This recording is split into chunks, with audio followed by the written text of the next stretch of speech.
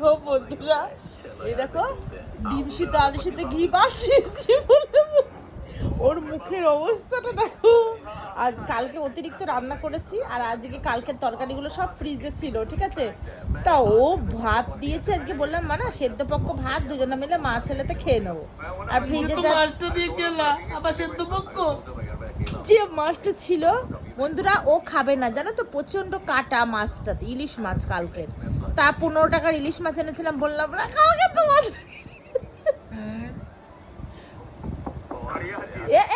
এ ভাত দেখি ভাতটা তোল, ভাতটা তোল, ভাতটা কোথায় রাখলি? দেখো ডিমটা মুখের মধ্যে পাত করে ঢুকিয়ে দিল। এ হাকর একবার হাকর, কি খেলি দেখি, হাকর মুখের মধ্যে বড় ভোকাত করে ডিমগুলো ইয়ে করে দিল। আরে দেখো ভাতটা দেখো, পুরো ভাত পড়ে রয়েছে। এক গাদা ঘি দিয়ে ভাতটা মাখালাম, দেখো অবস্থাটা দেখো। আজকে কিচ্ছু জুটবে না, আজকে কিচ্ছু খাওয়াবো না। তুই ভাত নষ্ট করেছিস আজকে, তোকে শেষ করবো আজকে। দাঁড়া।